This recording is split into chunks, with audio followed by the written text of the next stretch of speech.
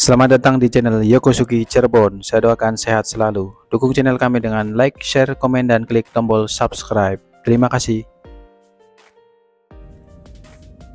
Halo, kali ini saya akan membahas tentang Mitsubishi Expander setelah pemakaian di atas 5 tahun ya, atau kalau dihitung jarak tempuh itu di atas 100.000 km.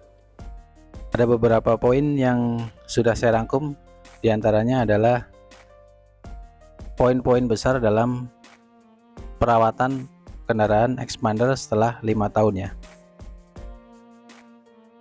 Kita mulai dari poin pertama adalah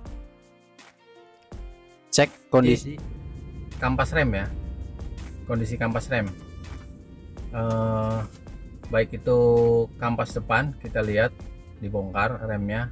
Biasanya kalau untuk usia 100.000 km ini sudah masuk usia yang waktunya penggantian kampas rem untuk kampas rem depan. Kemudian ketika pembongkaran kampas rem depan juga perlu mengecek cakram ya. Jadi cakramnya di usia kurang lebih 5 tahun atau 100.000 km itu biasanya udah mulai bergelombang, mungkin karena faktor pemakaian, usia pakai ya, sehingga memang perlu dilakukan pembubutan ya. Biasanya gejala-gejalanya adalah ketika direm itu terasa bergetar ya. Untuk remnya dia di pedal di atas kecepatan 80 km per jam terasa bergetar.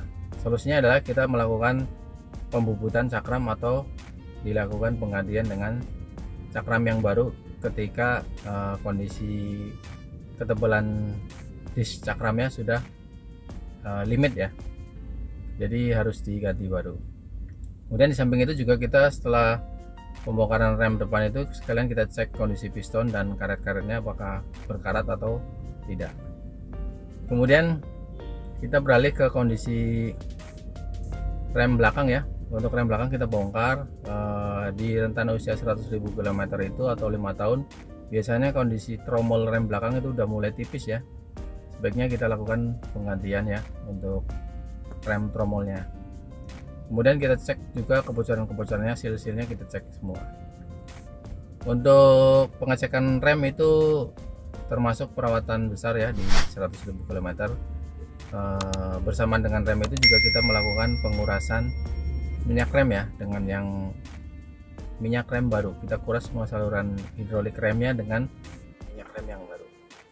Itu poin pertama di perawatan 100.000 km. Kemudian poin kedua adalah kita melakukan pengecekan di sisi oli matic ya. Ini untuk yang unitnya matic, kita lakukan pengecekan oli matic 100.000 km sekaligus kita disarankan untuk melakukan penggantian oli matic ya. Oli matic yang kita gunakan adalah ATF MA1. Ini khusus untuk unit Expander dengan transmisi otomatis yang tipe lama ya. Untuk yang tipe baru yang CVT kita gunakan CVT MA1 untuk Expander. Kemudian untuk yang unitnya manual, sebaiknya di kilometer 100.000 atau 5 tahun kita juga perlu melakukan pengecekan kampas kopling ya, dan kopling set kita cek. Biasanya ini sudah mulai aus, apalagi misalkan kondisinya di medan berat ya. Untuk pemakaian kampas kopling umumnya memang sudah mulai terjadi keausan. Tapi untuk kampas kopling ini balik lagi ke faktor pemakaian, ada yang bisa lebih awet ataupun justru sebelum 100.000 dia sudah mengalami keausan yang parah ya. Jadi untuk tesnya kita bisa lihat dari posisi angkatan pedal koplingnya. Dia kalau misalkan sudah tinggi ya, itu berarti kemungkinan ada gejala keausan di kampas kopling. Kemudian yang poin ketiga adalah kita melakukan pengecekan di busi ya. Di pengapian mesin kita cek busi. Batas pemakaian busi itu adalah maksimal 100.000 km. Jadi di perawatan ini 100.000 ini kita dianjurkan untuk melakukan penggantian busi. Busi yang kita gunakan adalah busi iridium ya. Ada 4 buah busi di unit expander. Kemudian poin keempat adalah kita melakukan cek ketebalan ban ya. Ketebalan ban ini kita lihat dari sisi kembang bannya, treadnya kita lihat apakah dia sudah aus. Di situ memang ada batas ketebalan ban yang dianjurkan ya. Sebaiknya kita melakukan penggantian ketika bannya sudah terindikasi tipis. Kemudian juga kita bisa mengecek kode produksi ya, ada di sisi samping permukaan ban ya.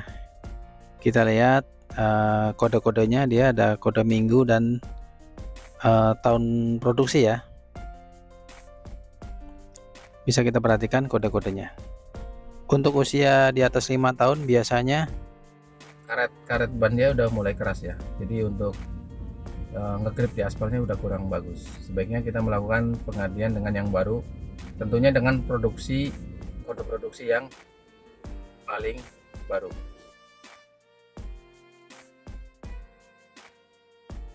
Selanjutnya kita melakukan pengecekan di aki ya. Biasanya dengan jarak tempuh 100.000 atau 5 tahun, di atas 5 tahun. Ini kondisi sel-selnya lemah ya, terutama untuk yang aki basah itu lebih cepat lagi untuk interval penggantiannya di angka 3-4 tahun ya. Kalau untuk aki kering dengan pemakaian kelistrikan yang bagus bisa bertahan sampai 5 tahun. Oke, itu untuk aki. Rekomendasinya untuk penggunaan aki kita menggunakan yang aki kering. Kemudian untuk yang poin ke-6 adalah kita melakukan pengecekan rack steer ya. Rack steer ini di angka sekitar 75.000 ke atas itu udah mulai terjadi keausan ya, keausan rack steer. Sebaiknya kita melakukan penggantian ya, karena memang gejala-gejala awalnya dia bunyi di jalan keriting ya, dia bunyi klutuk-klutuk ya. Itu indikasi paling sederhana untuk segera melakukan penggantian rack steer. Kurang lebih harganya sekitar 2 jutaan lah ya. Kemudian untuk satu paketnya itu untuk rack steer itu kita juga melakukan penggantian berikut link stabilizer ya untuk kanan kiri, kemudian juga ada bushing stabilizernya. Ketika melakukan penggantian rack steer kita sebaiknya melakukan satu paket ya untuk penggantiannya. Untuk kondisi-kondisi seperti shock breaker ini tergantung fisik ya, misalkan terjadi kebocoran ya kita sebaiknya melakukan penggantian. Kemudian yang terakhir adalah yang sering diabaikan, ini adalah penggantian baterai remote ya. Biasanya untuk di atas 3 tahun ini baterai remote sudah mulai lemah, baik itu yang remote utama ataupun yang remote cadangan. Sebaiknya kita melakukan penggantian bersama, termasuk remote cadangan, walaupun memang remote cadangan itu tidak dipakai ya. Sebaiknya kita ganti yang baru baterainya, seperti itu.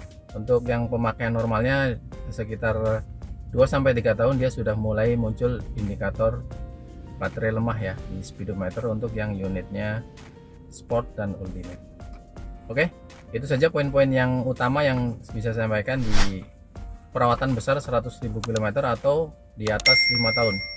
Mungkin ada pertanyaan bisa disampaikan di kolom komentar untuk lebih jelasnya. Terima kasih sudah menonton, jangan lupa klik tombol subscribe. Terima kasih.